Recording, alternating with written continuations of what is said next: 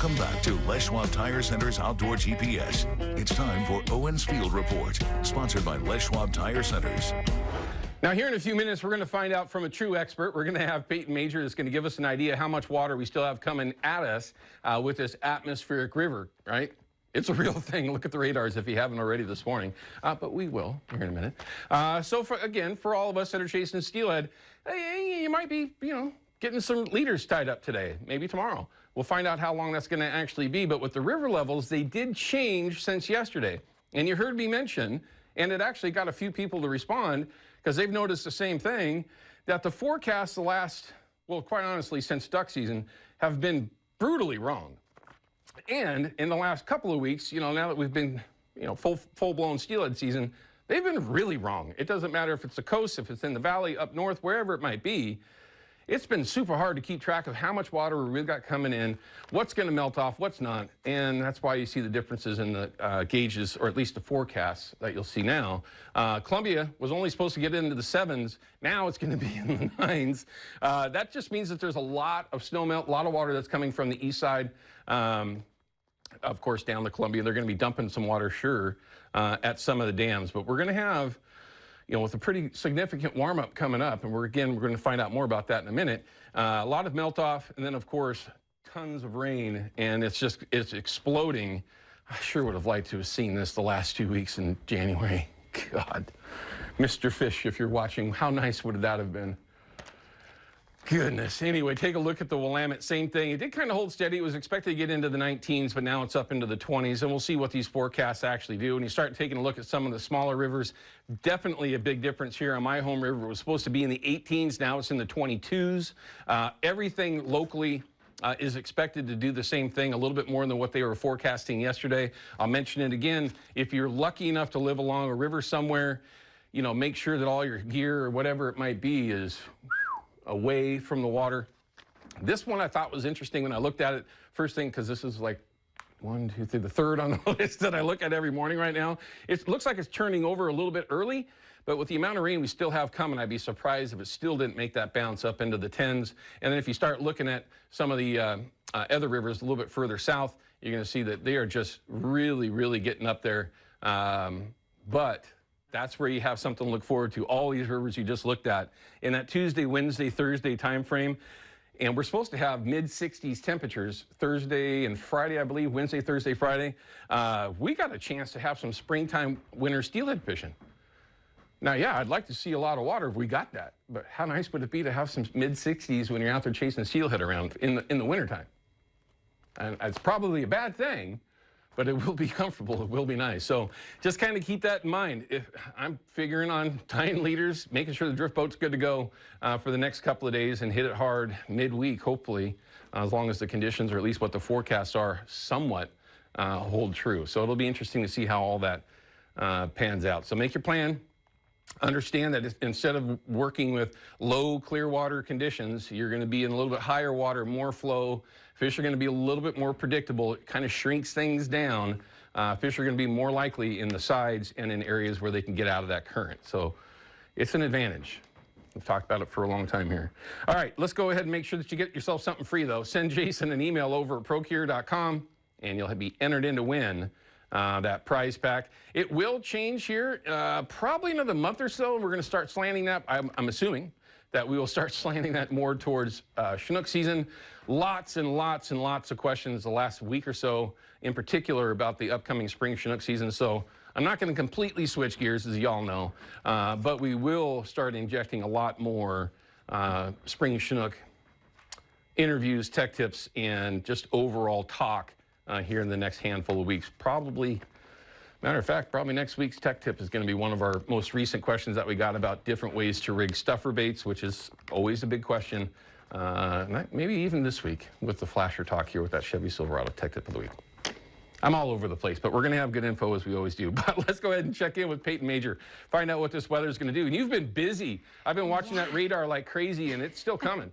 It's still coming. I know it kind of hit us all at once yesterday afternoon, but it was really exciting. We actually got a 3/4 of an inch yesterday in the metro. A lot of us were kind of around that range, and then even higher along the coast. So far today, we've already had 3/10 of an inch, and that's going to boost up over the next several hours. That makes our total monthly rain so far about 2.5 inches. Again, getting closer to where we should be. So this is all great news. There's our atmospheric river we're watching pumping lots of moisture all up western Oregon into Washington and even northern California. Obviously, widespread showers are still ongoing. If you are in the central metro, it is mostly dry right now, but that's about to change. So if you need to get out, do so right now, because I think the next 30 minutes are going to be pretty soggy after that. This is our future view forecast. I think, honestly, those showers are going to hold on through at least 3 p.m. this afternoon. New data is showing that, yeah, right around dinner time, we could have a little shower break. Doesn't mean it's going to be fully dry, but I think a lot of us will just experience some light drizzle. And then tomorrow morning, a secondary round arrives, and I think, honestly, that's going to last through most of the morning hours, maybe a little drizzly and showery by the afternoon. And then Tuesday morning will also be pretty soggy. So this is in addition to the already inch of rain that we've received, expecting another 2 inches in the metro, elsewhere closer to 3 inches along the coast. The coast range also picking up lots of rain. The mountains tend to squeeze out the rain, so in eastern Oregon, not much accumulation is expected. Our flood watch is active till Tuesday night, and that's really for urban flooding, but also our coastal rivers. I mean, you saw Owin show some of those rivers are getting close to action stage or minor flood stage. Gusty winds are also picking up tomorrow as well. We think the coast could easily get gusts as strong as 60 miles per hour, and in our valleys and metro areas could be even near 40 or 50. So that's why we've actually issued a official weather day late Monday into Tuesday. Again, I really think the second half of Tuesday will be mostly dry, and then there's that little tease I was saying with a taste of spring, low 60s, sunshine, and that'll be a great day to kind of enjoy the outdoors while you can, because more showers arrive next weekend as we kick off March, Owen.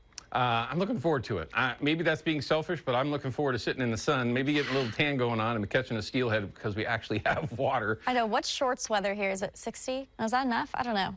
Can't remember growing up.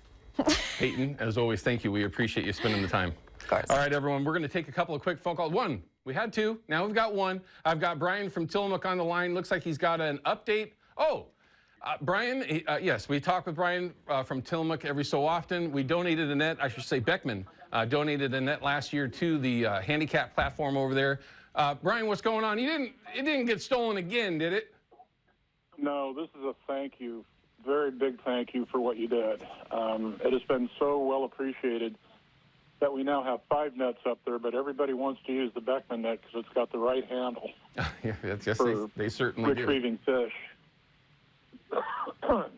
Okay. And, well, to put it mildly, it's got a lot of use. I told Brian, I said, I've netted over 100 Wow. with it.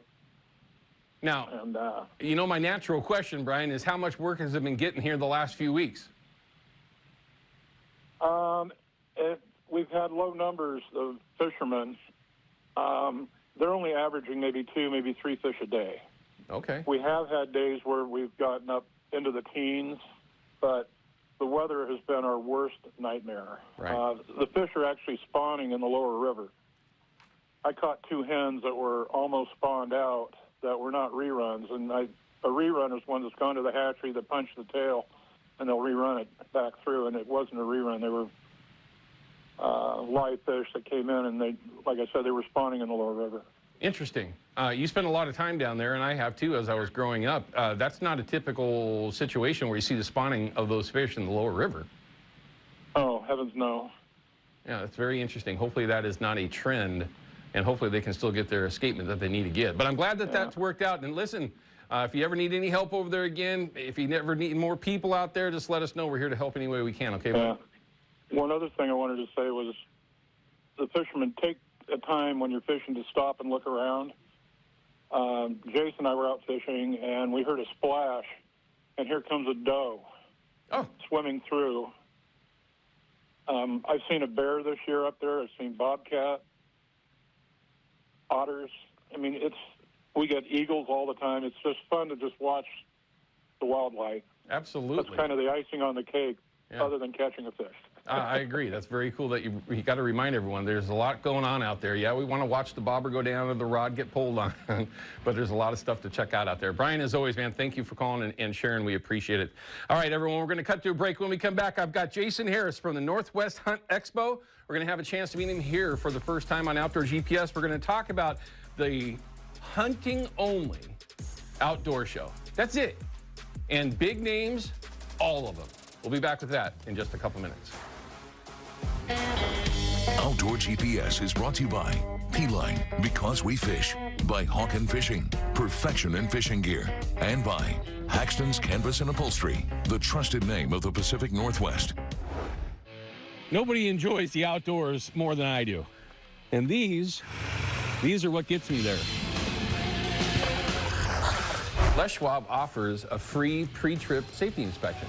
How does this help the average customer that comes in? We call it our safety status check, and every vehicle that comes into our shop is going to get one. Big thanks to Les Schwab for your continued support and sponsorship of Outdoor GPS, and I look forward to many years of more adventures on your tires.